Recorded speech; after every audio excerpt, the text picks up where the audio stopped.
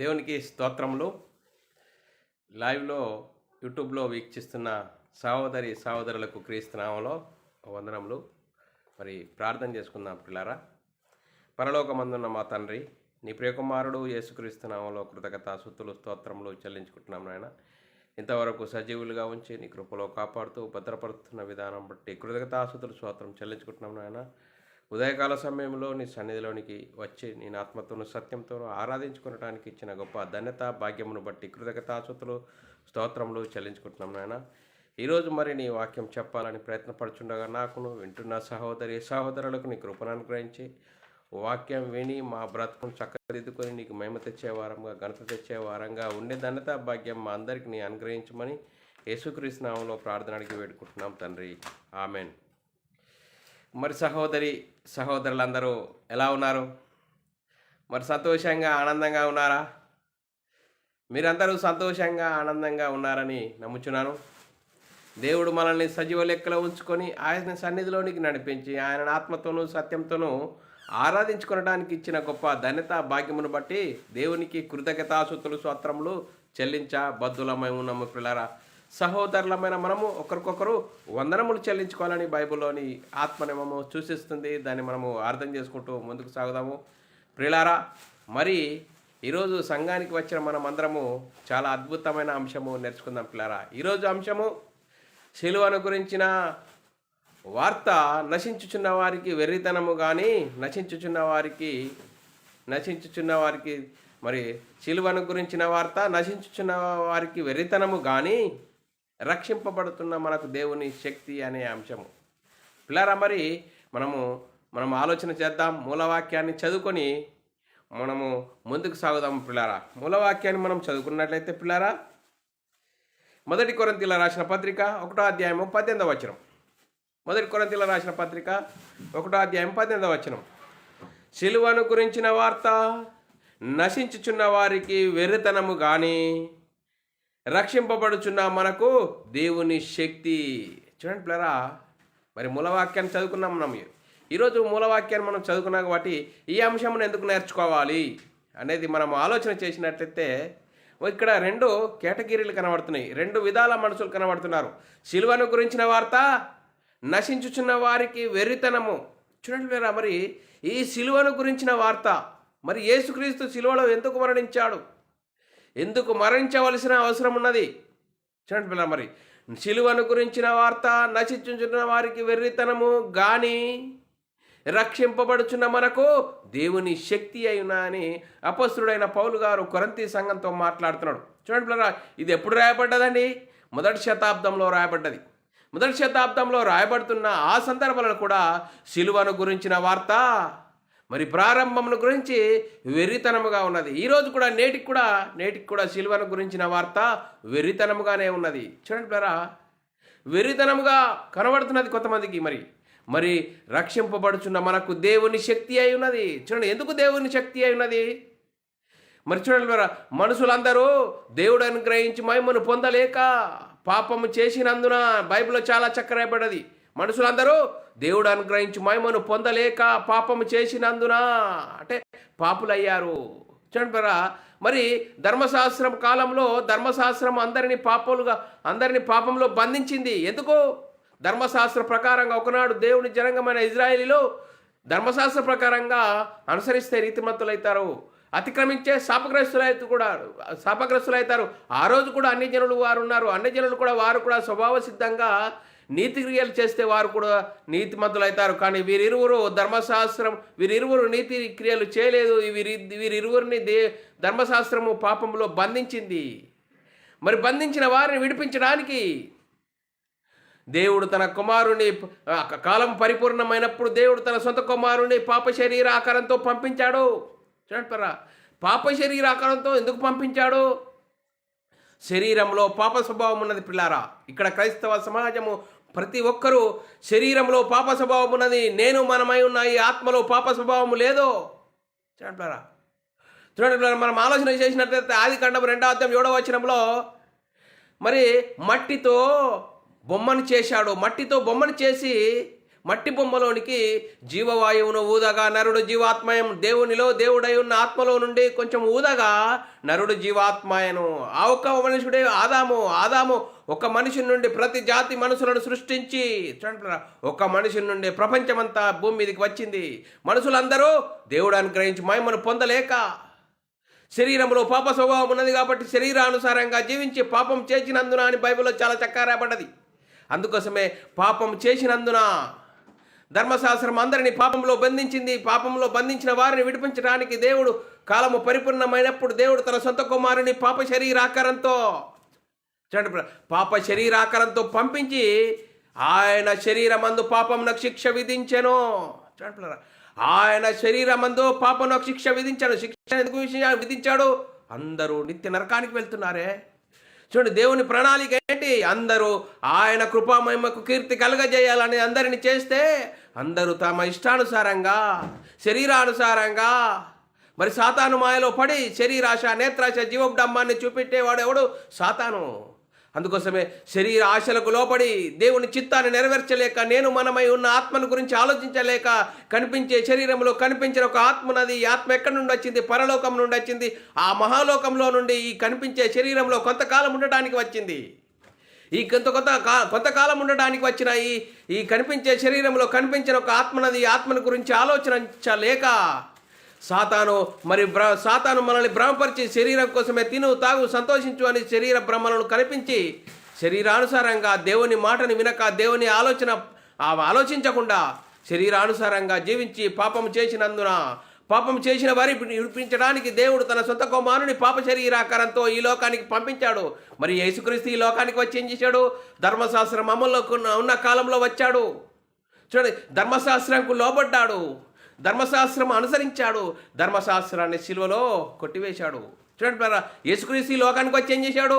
నేను దేవుని యొద్ద నుండి వచ్చాను, దేవుని మాట నేను చెప్తున్నాను, నా మాట కాదు, నా అంతటి నేను చేయట్లేదు, దేవుని మాట, నేను దేవుని దగ్గర నుండి వచ్చాను, దేవుని కుమారుని. అంటే ఆ రోజు మరి శాస్త్రులు పరిచయులు యూదులు ఏం చేశారు?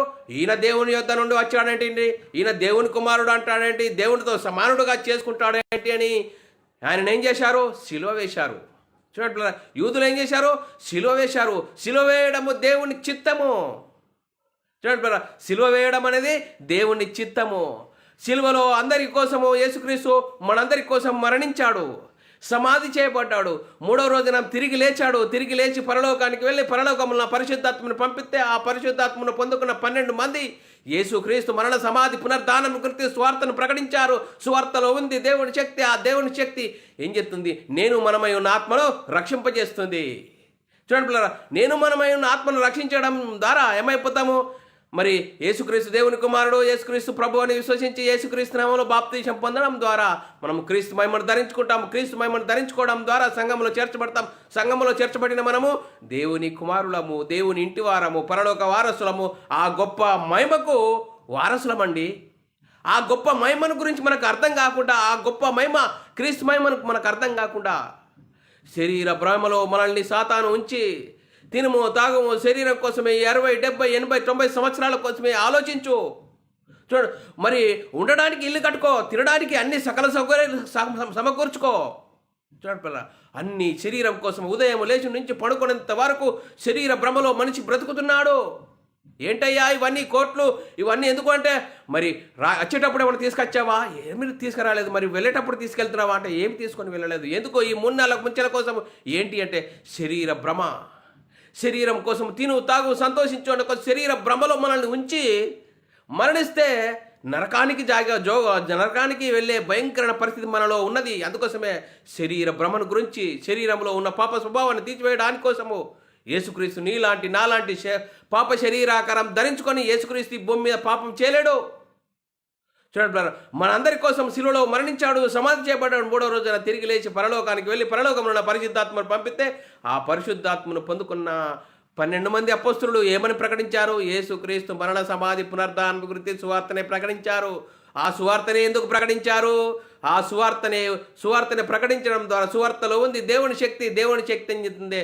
నేను మనమై ఉన్న ఆత్మను రక్షింపజేసే గొప్ప ప్రణాళిక ఈరోజు కొంతమందికి వెర్రితనముగా కనబడుతున్నదట. చూడండి, సిలువను గురించిన వార్త, నశించుచున్న వారికి వెర్రితనము కానీ రక్షింపబడుతున్న మనకు దేవుని శక్తి. చూడండి పిల్లరా, మరి లేఖనాలు చదువుకుందాం పిల్లరా. లేఖనాల ప్రకారంగా మన ఆత్మీయ జీవితం చక్కదిద్దుకుందాం. చూడండి పిల్లరా, మరి మనం ఆలోచన చేద్దాం. సంఘానికి ఎందుకు వెళ్తున్నావు, చర్చికి ఎందుకు వెళ్తున్నావు, యేసుక్రీస్తుని ఎందుకు నమ్ముకుంటున్నావు అని నేను ప్రశ్నిస్తే ఏతు అడిగేదానికి సాత్వికతో సమాధానం చెప్పుటకు ఎల్లప్పుడూ సిద్ధంగా ఉండాలంటే మనం తీసుకున్న బాప్తీసము సరి అయినదేనా? మనం సరిగ్గానే బాప్తీసం తీసుకున్నామా వాక్యానుసారంగా, బైబిల్ సిద్ధాంత ప్రకారంగా అనేది మనల్ని మనం ఆలోచన చేసుకోవాలి. అందుకోసమే సిలువను గురించి వార్త నశించుచున్న వారికి వెర్రితనము కానీ రక్షింపబడుచున్న మనకు దేవుని శక్తి అనే అంశము నేర్చుకుందాం పిల్లారా. మన లేఖనాల ప్రకారంగా మన ఆత్మీయ జీవితం చక్కదిద్దుకుందాం పిల్లరా. మరి లేఖనాలు చదువుకుందాం పిల్లరా. 1 కొరింథీయులకు రాసిన పత్రిక 1వ అధ్యాయం 18వ వచనం. సిలువను గురించిన వార్త నశించుచున్న వారికి వెర్రితనము కానీ రక్షింపబడుచున్న మనకు దేవుని శక్తి అని కొరింథీ సంఘంతో అపొస్తలుడైన పౌలు గారు మాట్లాడుతున్నాడు 1వ శతాబ్దంలో. నేటికి సిలువను గురించిన వార్త వెర్రితనముగా కనబడుతున్నది. ఆ వెర్రితనముగా కనబడే వారిష్టము, కానీ రక్షింపబడుచున్న మనకు దేవుని శక్తి అయినది. ఆ దేవుని శక్తి అయిన నీవు నేను, క్రీస్తును నమ్ముకున్న నీవు నేను, సహోదరుడా, ఎలాంటి జీవితం జీవిస్తున్నావు? ఆత్మానుసారంగా జీవిస్తున్నావా? వాక్యానుసారంగా జీవిస్తున్నావా? ఆ యేసుక్రీస్తు ఈ లోకంలో ఏ విధంగా ప్రేమను కల్పించి ఆ ప్రేమను రుచి చూపించాడో ఆ ప్రేమను గురించి నువ్వు ఆ వాక్యానుసారంగా జీవించి ఆత్మానుసారంగా జీవించి సువార్తను ప్రకటించడానికి నీ జీవితం ఉన్నదా? సిద్ధపడుతున్నావా? ఎలాంటి జీవితం కలిగి ఉన్నావు అని మనల్ని ఆలోచన చేసుకోవాలి. కొరింథీ సంఘంతో అపొస్తలుడైన పౌలు గారు 1 కొరింథీయులకు రాసిన పత్రిక 1వ అధ్యాయం 23వ వచనం. అయితే మేము సిలువ వేయబడిన క్రీస్తును ప్రకటించుచున్నామని అపొస్తలుడైన పౌలు గారు అంటున్నాడు పిల్లరా. మరి ఆ రోజు కూడా వేరే క్రీస్తును కూడా ప్రకటించేవారు ఉన్నారు. కాబట్టి అప్పుడు అపొస్తలుడైన పౌలు గారు సిలువ వేయబడిన యేసుక్రీస్తుని గురించి మేము ప్రకటించుచున్నాము. మనం ప్రకటించవలసింది ఏంటంటే సిలువ వేయబడిన యేసుక్రీస్తుని గురించి ప్రకటించాలి. బాలుడైన క్రీస్తుని గురించి ప్రకటించకూడదు. అది వాక్యానుసారమైనది కాదు. అపొస్తలులు దేన్ని ప్రకటించారు? యేసుక్రీస్తు మరణ సమాధి పునరుద్ధానం గురించి సువార్తను ప్రకటించారు. ఆ సువార్తలో ఉంది దేవుని శక్తి. ఆ సువార్తలో ఉంది దేవుని శక్తి. ఆ దేవుని శక్తి ఏం చెప్తుంది? మనమై ఉన్న ఆత్మను రక్షింపజేసే శక్తి ఆ సువార్తలో ఉంది. అందుకోసమే సువార్తను ప్రకటించాలి. మరి యేసుక్రీస్తుని గురించి లేఖనాలు ఏ విధంగా ఎక్కడి నుండి వచ్చాడు అనేది లేఖనాలు చెప్తున్నాయంటే పిల్లరా, యోహాను సువార్త 7వ అధ్యాయం 42వ వచనంలో క్రీస్తు దావీదు సంతానంలో పుట్టి దావీదు ఉండిన బెత్లెహేములో గ్రామంలో నుండి వచ్చినని లేఖనం చెప్తున్నదట. చూడరా, మరి యేసుక్రీస్తు ఎక్కడి నుండి వచ్చాడట? క్రీస్తు దావీదు సంతానంలో పుట్టి దావీదు ఉండిన బెత్లెహేము గ్రామంలోనికి వచ్చినని లేఖనాలు చెప్పుటలేదా అని లేఖనాలు చెప్తున్నాయి పిల్లరా. మరి యోహాను సువార్త 7వ అధ్యాయం 42వ వచనంలో రాయబడ్డది. అందుకోసమే యేసుక్రీస్తు ఇంకా శరీరధారిని బట్టి మనం ఆలోచన చేసినట్లయితే లేఖనాలు ఏ విధంగా చెప్తున్నాయి? రోమీయులకు రాసిన పత్రిక 1వ అధ్యాయం 5వ వచనంలో యేసుక్రీస్తు శరీరమును బట్టి దావీదు సంతానముగాను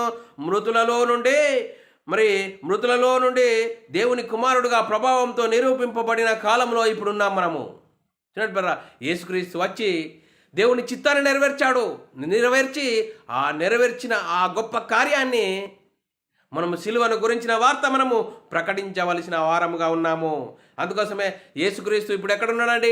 పరలోకంలో దేవుని కుడిపార్శ్వమున మన కొరకు విజ్ఞాపన చేస్తున్నాడు, రాజ్య పాలన చేస్తున్నాడు. కానీ మరి యేసుక్రీస్తుని గురించి నువ్వు ఏం చేస్తున్నావు?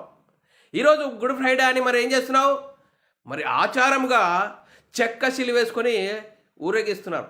చెక్క సిలువేసుకొని. చూడండి పిల్లలు, యేసుక్రీస్తు నువ్వు చెక్క సిలువేసుకొని తిరిగేంత అలాంటి వాడా? ఎంత గొప్ప కార్యాన్ని ఆ గొప్ప కార్యాన్ని నువ్వు క్రీస్తు మహిమను నువ్వు ధరించుకున్నావా? క్రైస్తవుడవని నువ్వు క్రీస్తు మహిమను ధరించుకుంటే అలాంటి పనులు చేయవు, పిచ్చి పనులు చేయవు. ఎలాంటి పరిస్థితిలో ఉన్నావు? యేసుక్రీస్తు మరణ సమాధి గురించి సువార్తను ప్రకటించాలి. ఆ సువార్తలో ఉంది దేవుని శక్తి. ఆ దేవుని శక్తిని గురించి సువార్తను ప్రకటించాయ్యా. అందుకోసమే నా సువార్త ప్రకారం దావీదు సంతానంలో పుట్టి మృతులలో నుండి లేచిన యేసుక్రీస్తును జ్ఞాపకం చేసుకోవాలని లేఖనాలు చెప్తున్నాయి. 2 రాయబడ్డది. నా సువార్త ప్రకారము దావీదు సంతానంలో పుట్టి మృతులలో నుండి లేచిన యేసుక్రీస్తును జ్ఞాపకం చేసుకోను. ఎందుకు జ్ఞాపకం చేసుకోవాలి? చూడండి పిల్లరా, ఆ యేసుక్రీస్తును జ్ఞాపకం చేసుకోవడం ద్వారా ఆ సువార్తలో ఉంది దేవుని శక్తి. ఆ దేవుని శక్తి నేను మనమై ఉన్న ఆత్మను రక్షింపజేసుకునే గొప్ప భాగ్యం ఉన్నది. చూడండి పేరా, మరి చూడడం వల్ల నేను యేసుక్రీస్తును అనగా శిలువ వేయబడిన యేసుక్రీస్తును తప్ప నేను దేనిని మీ మధ్య ఎరగకుందునని అపొస్తలుడైన పౌలు గారు అంటున్నాడు పిల్లరా. మొదటి కొరింథీయులకు రాసిన పత్రిక 2వ అధ్యాయము 2వ వచనంలో రాయబడిన మాట, నేను యేసుక్రీస్తును అనగా అని చెప్తున్నాడు. అనగా సిలువ వేయబడిన యేసుక్రీస్తును తప్ప మరి దేనిని మీ మధ్య నేను ఎరగకుందునని నిశ్చయించుకొంటిని. చూడండి పిల్లరా, సిలువ వేయబడిన యేసుక్రీస్తును గురించి తప్ప దేనిని గురించి మీ మధ్య నేను ఎరగకుందును అంటున్నాడు పిల్లరా అపొస్తలుడైన పౌలు గారు. ఇంకంతేకాదు, మరి యేసుక్రీస్తుని గురించి మరి అపొస్తలుడైన పౌలు గారు ఏమని చెప్తున్నాడు? తన శిలువ వలన ఆ ద్వేషమును సంహరించి దాని ద్వారా వీరిరువురిని ఏకం చేశాను. ఇరువురు అంటే ఎవరండి? చూడండి పిల్ల, ఒకనాడు ధర్మశాస్త్రం ఏం చేస్తుంది? వీరు అన్యజనులు, ఇప్పుడు దేవుని ప్రజలు అనే ధర్మశాస్త్రము వేరు చేసింది. వేరు చేసిన వీరిరువురిని ఏకం చేయడానికి యేసుక్రీస్తు ఈ లోకానికి వచ్చాడు. యేసుక్రీస్తు ఈ లోకానికి వచ్చి ఏం చేశాడు? ఆ శిలువ వలన ఆ ద్వేషమును, అంటే అన్యజనులైన వారు దేవుడి ప్రజలు అనే ఒక వీరిరువురు మధ్య ఆ ద్వేషాన్ని సంహరించాడట. ఎఫెసీయులకు రాసిన పత్రిక 2వ అధ్యాయం 16వ వచనంలో, తన శిలువ వలన ఆ ద్వేషమును సంహరించి దాని ద్వారా వీరిరువురిని ఏకం చేసి దేవునితో సమాధాన పడాలని చెప్పాడు. దేవునితో సమాధాన పడాలని ఇలాగు చేశాను గనుక ఆయనే మనకు సమాధాన కారకుడై ఉన్నాడు. చూడండి, ఆయనే మనకు సమాధాన కారకుడని లేఖనాలు చెప్తున్న పిల్లరా. ఆయన అచ్చేం చేశాడు? సిలువ ద్వారా ధర్మశాస్త్రము ఇరువురిని ధర్మశాస్త్రము వీరు అన్యజనులు, వీరు దేవుడి ప్రజలు అని వీరిరువురి మధ్య ద్వేషాన్ని నింపింది. ఆ ద్వేషాన్ని ఏం చేశాడు? యేసుక్రీస్తు వచ్చి ధర్మశాస్త్రంకు లోబడి ధర్మశాస్త్రం అనుసరించి ధర్మశాస్త్రాన్ని సిలువలో కొట్టివేశాడు. యేసుక్రీస్తు వచ్చి ధర్మశాస్త్రాన్ని సిలువలో కొట్టివేశాడు. యేసుక్రీస్తు మనందరి కోసం సిలువ వేయబడ్డాడు, మనందరి కోసం రక్తం కార్చాడు, మనందరి కోసము చూడరా మరణించాడు, సమాధి చేయబడ్డాడు. 3వ రోజున తిరిగి లేచి పరలోకానికి వెళ్ళి పరలోకంలో ఉన్న పరిశుద్ధాత్మను పంపితే ఆ పరిశుద్ధాత్మను పొందుకున్న 12 మంది యేసుక్రీస్తు మరణ సమాధి గురించి సువార్తను ప్రకటించారు. అందులో ఉంది దేవుని శక్తి. అందుకోసమే రక్షింపబడుచున్న మనకు దేవుని శక్తి సిలువను గురించిన వారికి వెరితనంగా ఉన్న వారికి వెరితనంగా కనబడుతున్నది కొంతమందికి. చూడండి పిల్లలు, మనం ఆలోచన చేయాలి.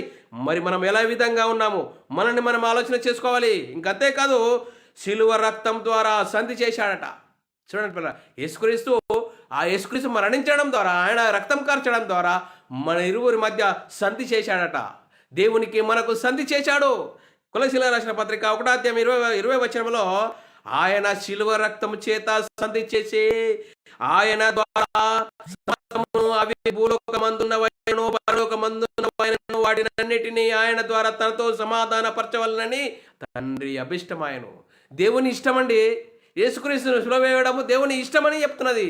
దేవుని అభిష్టము పరలోకములో ఉన్న వారిని భూలోకములో ఉన్న వారిని ఏకం చేయడానికి ఆయన సంధి చేసి ఆయన సిలువ రక్తం తర్వాత సిలువ రక్తం ద్వారా ఆయన సంధి చేసి పరలోకంలో ఉన్న వారిని భూలోకంలో ఉన్న వారిని మరి సమాధానపరచాలని దేవుని అభిష్టమట. దేవుని అభిష్టాన్ని యేసుక్రీస్తు ఈ లోకానికి వచ్చి నెరవేర్చాడు పిల్లారా. అంతేకాదు, మరి పిల్లారా, మరి మనం ఆలోచన చేసినట్లయితే ధర్మశాస్త్రము అందరినీ పాపంలో బంధించింది. ధర్మశాస్త్రము వేరుపరిచింది. వీరిరు అన్యజనులు ఇజ్రాయేలీలని దేవుని ప్రజలని వారిని కూడా ఆ ధర్మశాస్త్రాన్ని తుడిచివేశాడని లేఖనాలు చెప్తున్న పిల్లరా. కొలసీయులకు రాసిన పత్రిక 2వ అధ్యాయం 14వ వచనం, దేవుడు వ్రాతరూపకమైన ఆజ్ఞల వలన మన మీద రుణముగానో మనకు విరోధముగా ఉండిన పత్రమును మేకులతో సిలువకు కొట్టి.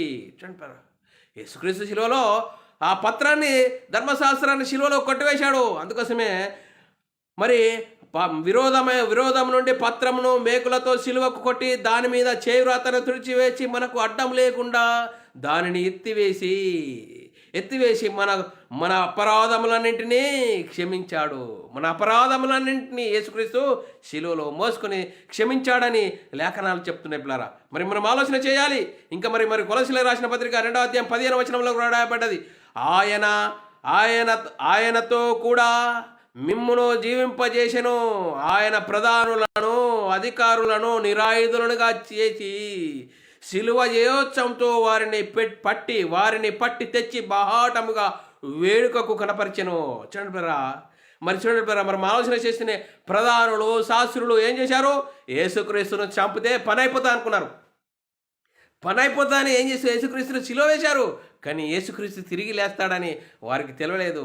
అందుకోసమే లేఖనాలు ఆయనతో కూడా మిమ్మును జీవింపజేసెను, ఆయన ప్రధానులను అధికారులను నిరాయుధులుగా చేశాడు. ఖలాస్, వారి నిరాయుధులుగా చేసి శిలువ జయోత్సవముతో, శిలువలో నుండి మరణించి తిరిగి లేవడం ద్వారా శిలువ జయోత్సవంతో వారిని తెచ్చి బాహాటముగా వేడుకకు కనపరిచెను. చూడండి పేరా, ఆ వేడుకకు కనపరిచిన అపొస్తలుడు యేసుక్రీస్తు తిరిగి లేచాడు అని అపొస్తలుడు శిలువను గురించి, యేసుక్రీస్తును మీరు శిలువ వేశారు, దేవుడు ఆయనను ప్రభుగాను క్రీస్తుగాను నియమించాడు అని అపొస్తలుడు యేసుక్రీస్తు మరణ సమాధిని గురించి, శిలువను గురించి ప్రకటించారు. చూడండి పేరా, అపొస్తలుల కార్యం 2:36 మీరు శిలువ వేసిన ఈ యేసునే దేవుడు ప్రభుగానో క్రీస్తుగానో నియమించెను, ఇది ఇజ్రాయేలు వంశమంతయు రుడిగా తెలుసుకొనవలెనని మొదటి శతాబ్దంలోనే చెప్పేశారు. చూడండి పిల్లరా, రూఢిగా తెలుసుకోవాలి.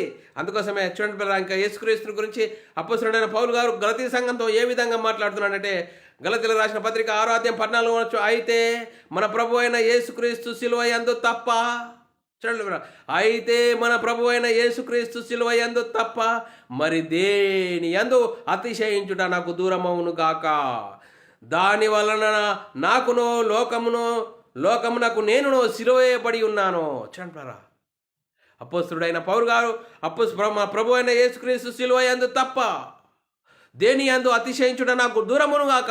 చూడండి, ఆయన అతిశయం ఏంటి? యేసుక్రీస్తు మరణ సమాధి శిలువను గురించి సువార్తను ప్రకటించాలి, అదే అతిశయము.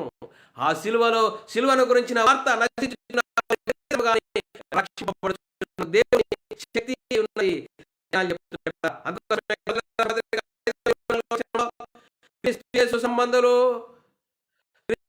సంబంధంలో శరీరము రుచులతో చూడండి, యేసుక్రీస్తు సంబంధులు శరీరము దాని ఇచ్చ అంటే శరీరములో ఆ భోగ ఇచ్చలు అవన్నిటినీ ఇచ్చలతోనూ దురాశలతోనూ సిలువేసి ఉన్నారు.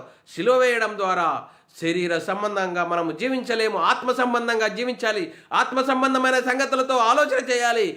మనమై ఉన్న ఆత్మను రక్షించుకున్న మనము, క్రీస్తు యొద్దకు వచ్చుకున్న క్రీస్తును ఉత్తరక్షకుడుగా అంగీకరించుకున్న నీవు మరి ఆ గొప్ప మహిమను గురించి ప్రకటించవలసిన భారము, బాధ్యత మరి దేవుడు యేసుక్రీస్తు ద్వారా మనకు గొప్ప భాగ్యాన్ని ఇచ్చాడు. ఆ భాగ్యంను బట్టి దేవునికి కృతజ్ఞతాస్తుతులు స్తోత్రములు చెల్లించాలి. చూడండి పిల్లలు, మరి ఇంకా అంతేకాదు, శిలువను గురించిన వార్తల గురించి గలతీల రాసిన పత్రికలు 2:20 నేను క్రీస్తుతో కూడా సిలువ వేయబడి ఉన్నాను. అపొస్తలుడైన పౌలు గారు అంటుడు, నేను క్రీస్తుతో కూడా సిలువ వేయబడి ఉన్నాను, ఇక నువ్వు జీవించువాడను నేను కాను, క్రీస్తే నాయందు జీవించుచున్నాడు. నేనిప్పుడు శరీరమందు జీవించుచున్న జీవితము నన్ను ప్రేమించి నా కొరకు తన్ను తాను అప్పగించుకున్న దేవుని కుమారుని అందరి విశ్వాసం వల్లనే జీవించుచున్నాను. చూడరా, నేను జీవించుచున్నాను, నేను కాదు, నా యందు క్రీస్తున్నాడు. ఆ క్రీస్తు కోసమే నేను బ్రతుకుతున్నాను, క్రీస్తు కోసమే జీవిస్తున్నాను అపొస్తలుడైన పౌలు గారు అంటున్నాడు. పిల్లలు, మరి మనము ఏ విధంగా జీవిస్తున్నాం? మరి సిలువను గురించిన వార్త నశించుతున్న వారికి ఆ దేవుని శక్తిని గురించి మరి ప్రకటిస్తున్నావా? ఆ వాక్య ప్రకారంగా మన ఆత్మీయ జీవితం ఉన్నదా లేదా? ఆత్మ సంబంధమైన సంగతులు అర్థమవుతున్నాయా? మన ఆత్మీయ జీవితం సరిదిద్దుకుంటున్నామా? మన సొంత రక్షణను భయంతో వణుకుతో కాపాడుకుంటున్నామా? ఎలాంటి పరిస్థితిలో ఉన్నాం? మరి అలాంటి పరిస్థితిలో ఉన్నాం, భయంతో వణుకుతో కాపాడుకుంటున్నామా? లేదంటే ఈరోజు గుడ్ ఫ్రైడే అండి, మా సంఘంలో మరి సిలువ వేసుకొని తిరగాలి రోడ్ల పొంటి, ఆ సిలువ వేసుకొని తిరుగుతావా? అలాంటి విధి విధానాన్ని యేసుక్రీస్తును గురించి అలాగా మీరు అవహేళన చేస్తున్నారా? అందుకోసమే తమ విషయంలో దేవుని కుమారుని మరలా సిలువ వేయుచున్నారట. అర్థం కాక చూడండి, ఎబ్రీయులకు రాసిన పత్రిక 6:6 తమ విషయంలో దేవుని కుమారుని మరలా సిలువ వేయుచు బాహాటముగా ఆయనను అవమానపరుచున్నారు కనుక మారు మనసు పొందునట్లు అట్టు వారిని మరలా నూతన పరచుట అసాధ్యము. చూడండి, ఇంత గొప్ప భాగ్యాన్ని మనకు అర్థం కాకుండా సాతాను, నువ్వు క్రైస్తవుడవే, నువ్వు సంఘానికి వెళ్ళు, చెక్క సిలువ వేసుకొని వెళ్ళు, రోళ్ళ పంట తిరుగని మరి సాతాను ఏం చెప్తున్నాడు? నువ్వు క్రైస్తవుడు అనే ఒక భ్రమలో ఉండి ఆ యేసుక్రీస్తు సిలువను గురించి ప్రకటించుకోకుండా చెక్క సిలువ వేసుకొని తిరుగుతావా? ఆ చెక్క సిలువ వేసుకొని తిరిగితే ఏమంటున్నాడు? బాహాటంగా మరి తమ దేవుని కుమారుణ్ణి మరలా సిలువ వేయించున్నారట. చూడండి, ఎందుకు సిలువ వేస్తున్నారు? అర్థమైందా? యేసుక్రీస్తు ఎందుకు వచ్చాడు ఈ లోకానికి? ఎక్కడుండేవాడు? దేవుని కుమారుడు యేసుక్రీస్తు పరలోకములతో దేవునితో సమానుడుగా ఉన్న ఆ గొప్ప భాగ్యాన్ని నీకోసం మనందరి కోసం విడిచిపెట్టుకున్నాడు. అందరూ దేవునికి కాకుండా వెళ్ళిపోతున్నారు. అందుకోసమే దేవుని పనిని చేయడానికి ఈ లోకానికి వచ్చాడు. మనందరి కోసము మనుషులందరూ దేవుడు అనుగ్రహించి మహిమను పొందలేక పాపం చేసినందున నరకానికి వెళ్తున్న వారందరినీ విడిపించడానికి దేవుని కుమారుడు ఆయన కుమారుడు యేసుక్రీస్తు, దేవుని కుమారుడు యేసుక్రీస్తు ఈ లోకానికి వచ్చి నాలాంటి పాప శరీరాకారం ధరించుకొని కాలము పరిపూర్ణమైనప్పుడు దేవుడు తన సొంత కుమారుని పాప శరీరాకారం పంపి ఆయన శరీరం మందు పాపమునకు శిక్ష విధించెను. మనందరి కోసం శిలువలో మరణించాడు, శిలువలో రక్తం కార్చాడు. ఆయన రక్తం కార్చిన రక్తదారాల ద్వారా నేను పాపిని, నా పాపల కోసం యేసుక్రీస్తు మరణించాడు, తిరిగి దేవుడు ఆయనను తిరిగి లేపడాన్ని విశ్వసించి యేసుక్రీస్తు నామములో బాప్తిసం తీసుకుంటే, బైబిల్ సిద్ధాంత ప్రకారంగా అలాంటి బాప్తిసం తీసుకోవాలి. యేసుక్రీస్తు నామములో బాప్తిసం తీసుకుంటే అప్పుడు క్రీస్తు ధరించుకుంటావు. అప్పుడు ఆత్మ సంబంధమైన సంగతులు అర్థమవుతాయి. అందుకోసమే స్వార్థ రక్షించిన వాడికి దేవుని శక్తి, ఆ దేవుని శక్తిని ఆచారంగా ఈరోజు గుడ్ ఫ్రైడే అండి, మేము సంఘానికి వెళ్ళాలండి, రోడ్ల పూట తిరగాలండి, చెక్కశీలు వేసుకొని. ఈరోజు చూడండి ఎంతమంది చెక్కశీలు వేసుకొని తిరుగుతారు. ఏంటి చెక్కశీలు వేసుకొని తిరుగుతావా? యేసుక్రీస్తు ఎందుకు వచ్చాడు? ఆ సిలువను గురించి వార్త అర్థమవుతుందా?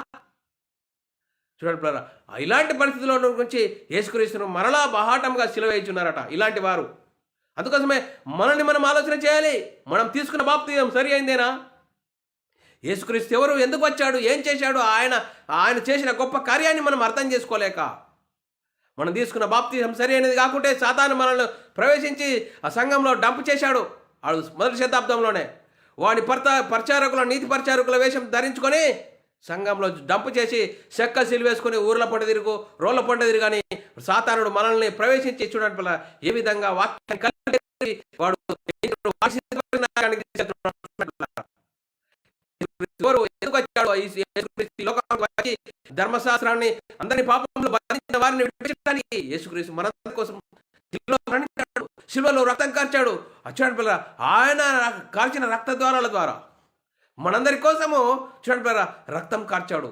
చివరి రక్తం బొట్టు వరకు మనందరి కోసము మరణించాడు, సమాధి చేయబడ్డాడు. 3వ రోజున తిరిగి లేచి పరలోకానికి వెళ్ళి పరలోకంలో ఉన్న పరిశుద్ధాత్మను పంపిస్తే ఆ పరిశుద్ధాత్మను పొందుకున్న 12 మంది యేసు క్రీస్తు మరణ సమాధి పునరుద్ధానం గురించి సువార్తను ప్రకటించారు. ఆ సువార్తలో ఉంది దేవుని శక్తి.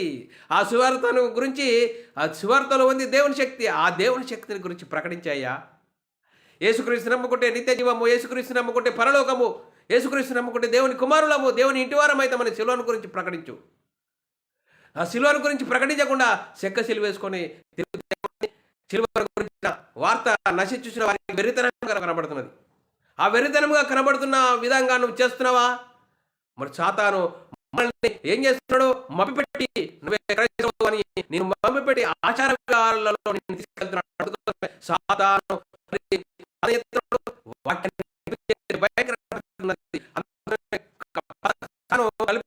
భయంకర పరిస్థితి మనం తప్పించుకోవాలి.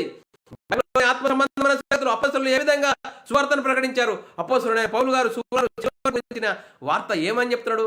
సిలువను గురించిన వార్త నశించుచున్న వారికి వెరితనము కానీ రక్షింపబడుతున్న మనకు దేవుని శక్తి. ఆ దేవుని శక్తిని గురించి ప్రకటించు. ఆ దేవుని శక్తిని గురించి ప్రకటించు. ఆ దేవుని శక్తిని గురించి ప్రకటించి మనము మరణించేంత వరకు యేసుక్రీస్తు రెండవ రాకడ వరకు సువార్తను గురించే ప్రకటించాలి. లేదండి మా ఇష్టానుసారంగా మా అయ్యగారు చెప్పారండి, మా అయ్యగారికి 100 సంఘాలు ఉన్నాయి, మా అయ్యగారు చెప్పినట్టు వినాలని అంటున్నావా? అయ్యగారిని డంప్ చేసిన వాడు సాతాను ఏతుడు వాక్యాన్ని కలిపి చెరిపి బాస్ నువ్వు చెక్క సీలు వేసుకొని తిరిగి వాడు సాతాను భయంకరమైన పరిస్థితిలో మనల్ని తీసుకెళ్తున్నాడు. అందుకోసమే వాడి మాట వింటావా? లేఖనాలు చెప్తున్న ప్రకారంగా వింటావా? లేఖనాలు సువార్తలో ఉంది దేవుని శక్తి. ఆ దేవుని శక్తిని గురించి ప్రకటించి ఆ దేవుడు పరలోకం చేరే గొప్ప ధన్యత మనకు దేవుడు అనుగ్రహించును గాక. ఇంతవరకు చెప్పబడిన వాక్యం ప్రతి ఒక్కరి హృదయంలో నీరుగట్టి ఫలింపజేయను గాక. ఆమెన్. అందరికీ వందనములు, దేవునికి స్తోత్రాలు. ప్రార్థన చేసుకుందాం పిల్లరా. పరలోకమందున్న మా తండ్రి, నీ ప్రియకుమారుడు యేసుక్రీస్తు నామములో కృతజ్ఞతాస్తుతులు స్తోత్రములు చెల్లించుకుంటున్నాం నాయన. ఇంతవరకు సజీవులుగా ఉంచి నీ కృపలో కాపాడుతూ భద్రపరుస్తూ సిలువను గురించిన వార్త నశించుచున్న వారికి వెరితనము కానీ రక్షింపబడుతున్న మనకు దేవుని శక్తి అనే అంశం ద్వారా ఎన్నో విధాలుగా మరి చెప్పబడిన వాక్యాన్ని విని అర్థం చేసుకొని మమ్మల్ని మేము సరిదిద్దుకునే గొప్ప ఘనత మా అందరికీ అనుగ్రహించినందుకు కృతజ్ఞతాస్తుతులు స్తోత్రం చెల్లించుకుంటూ యేసుక్రీస్తు నామములో ప్రార్థన అడిగి వేడుకుంటున్నాం తండ్రి, ఆమెన్. ప్రిలారా, మరి ఇలాంటి అంశాలు వినాలనుకుంటున్నారా? యూట్యూబ్ ఛానల్లో BW అకాడమీ ఛానల్ సబ్స్క్రైబ్ చేసుకోండి. అలాగే బైబుల్ విజ్డమ్ అకాడమీ బేరన్ ఛానల్ సబ్స్క్రైబ్ చేసుకుంటే మీరు వినండి, అనేకులకు షేర్ చేయండి. మీ వ్యక్తిగత ప్రార్థనలో, మా పరిచయ నిమిత్త ప్రార్థనలో జ్ఞాపకం చేసుకోవాల్సినదిగా క్రీస్తు ప్రేమను బట్టి బతిమాలుకొచ్చున్నాను. అందరికీ వందనములు, దేవునికి స్తోత్రాలు.